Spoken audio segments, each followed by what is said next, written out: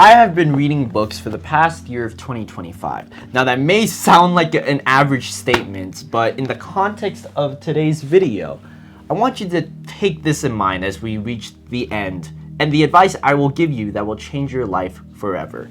The importance of words is one that I feel many of us understand, but no one ever talks about. We always complain that English is too hard or certain languages are better, but I want you to take this idea in mind. Why should we value words in the first place?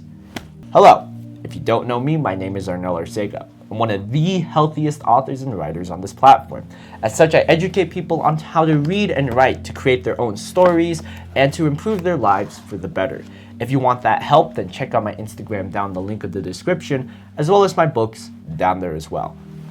For now, let's get into this philosophical kind of question we have here, and to know why I say you should romanticize words and how that will change everything in your life. In a way of looking at survival, we know what we need. We have food, we have water, we have shelter, and so on. By having these main core essentials, we have everything we need to live a life. Not a good life, not a bad life, but just some sort of life. It's all about those physical things. But then when we get to the more mental aspects, such as words, everything changes. When we were cavemen many centuries ago, we communicated through nonverbal actions. We did acts of kindness, acts of violence, and we got our ways by that point.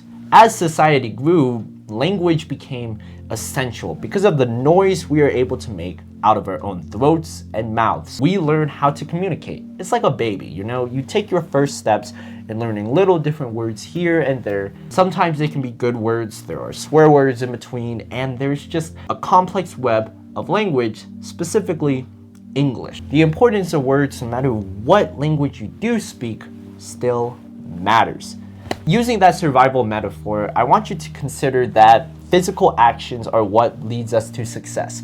It's about doing the habit, it's about writing the words, and eventually, it's about communicating the words. You get the information from everyone you've grown up with. Those adults, your parents, your friends, they influence you. And no matter how much you want to deny it, their words linger with you. As such, you tend to hate certain things, such as the education system, or you hate drugs because of the parlance surrounding them.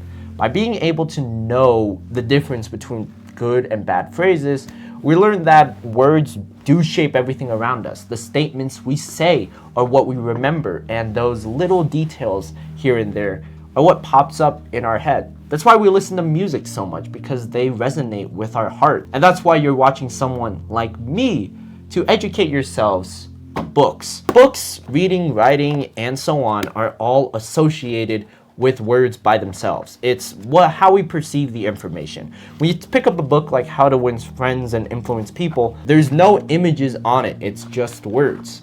All of it is the information gathered in your head, and that builds imagery, it builds creativity, and it builds structure. We want to be able to get something as a survival instinct. When we're babies, we communicate the desire to eat and to drink. And we still do that nowadays, but in a more groggy and direct tone. With how modern culture has shaped language, a lot of the ways we communicate has shifted in different ideals. You see, it's so easy to forget that we have some of the funniest words and phrases produced every single day, but we see it as a negative thing. Reports always say kids are getting dumber and more people are getting illiterate. And that is true. At the same time, I want to understand that words by itself continue to evolve in new ways that I've never seen before. When the phrase Riz came out a few years ago, it was something all of us laughed at, even me, as a student still in school. But when I hear that over and over, it makes me realize how language has changed over time and why something like How to Win Friends and Influence People is so interesting to me. This book is the foundation of this video, and because of the fact that it was written several decades before this recording, I've learned that language has and hasn't changed all too much. How we write, how we process information, it's all still there. But the unique thing is we all have the power now to tell it with our own voices, to tell a mixture of the dictionary over and over, remix it and recycle it in a way that's totally unique. You probably never even heard that line in your entire life, but to be able to repeat this process over and over again to tell new ideas, that is what makes language like English and sometimes even languages I don't understand, like French, so beautiful. We have a way of just implementing new things, and whether it's English or not, we learn, we adapt. And that's one of the best things I love about the process of reading and writing. Comparing all these beautiful books over here, there's something so unique about every one of them. Every single one of these books have a word that I've never seen before. Hell, when I was scrolling on a music, I recently learned what the word smorgasbord mean. I hope I'm saying that right. All about how our mind processes this information. And it's been a consistent good thing with each passing decade, and yet there's still a problem. People are illiterate. People aren't reading, and people are not improving their language. Now, there is no logistical reason to get better at your language because you're just gonna sound nerdy and gay or whatever the hell. It's dumb, but I want you to consider this. If language is such a survival aspect, as I've explained, how we communicate with one another and build relationships, then why the hell are people illiterate? It's not even just kids or teens my age, it's about adults too. And it's bad when looking at someone who should be at the peak of their lives in their 20s, not reading a book or not processing information through the words we're communicating. You get every kind of information through all kinds of medias nowadays. You got videos, you have books, and even different subcultures inside of those. I know for a fact that words are shaped with things like AI and social media now. These can be good because we learn so much more professional language. At the same time, we learn how to be funnier and be more interesting. It's about how we characterize ourselves. We each play a character through the words we are communicating. Yet, there are two paths I want to branch off at when we romanticize words. Romanticize is a huge thing, but to be able to use that to love and appreciate every word you are saying and the advice you will inevitably give, that is what makes you different to everyone else. You come to this video to know that you want to improve your language, or hell, just see how everything quote unquote changes.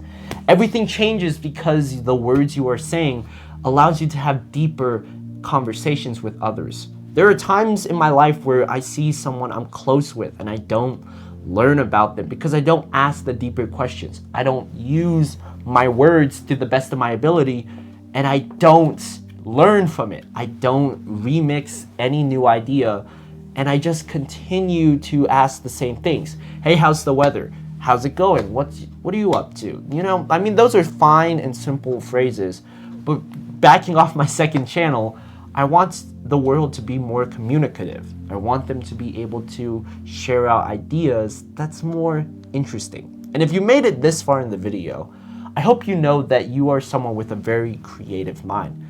It's why I talk about books, because that creativity is what makes our stories, whether fictional or non-fictional, real. Everyday communication is what determines life. How we figure out relationships, it's how we survive.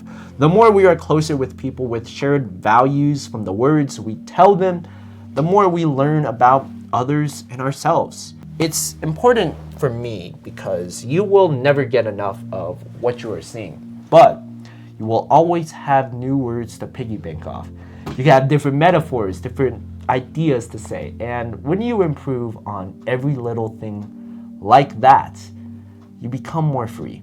But this is the big action step, the final thing I suggest to take in all this information. This is a lot of ideas smothered in different barriers. But to be able to romanticize your words, you have to be able to enjoy it. Know your own voice. You know how you speak to others, you know how to talk.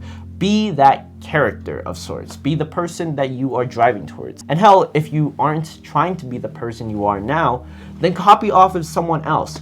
It may sound like blatant plagiarism, but to be able to see what I'm doing or see what anyone else is doing and say that's a good thing, then use it. Use the language I'm saying to improve your writing, or use how I communicate with others to be better people. It's not about just a battle between yourself on how to communicate or regretting the fact that you didn't do this, this, and this. It's about the words you are using, both mentally and physically. This is a bigger idea than you think, and I want you to sit with this notion that every little word changes your life. No matter how small it is, no matter how much paragraphs you write, it doesn't matter. Always remember you have your own voice. You will always have your own identity, and you have to choose that identity through the words you are influencing. I hope you can take in this complex video, not just as a way for me to brag about how much words I know, but to be able to use this in everyday life. Whether you're trying to write a novel, as you are, or you're trying to do something greater than your life, know what it takes to get there. Know what kind of language you have to do and the positive things you have to say about yourself or about others. I hope you can use this video well, and until next time, keep on reading, keep on writing, and take care.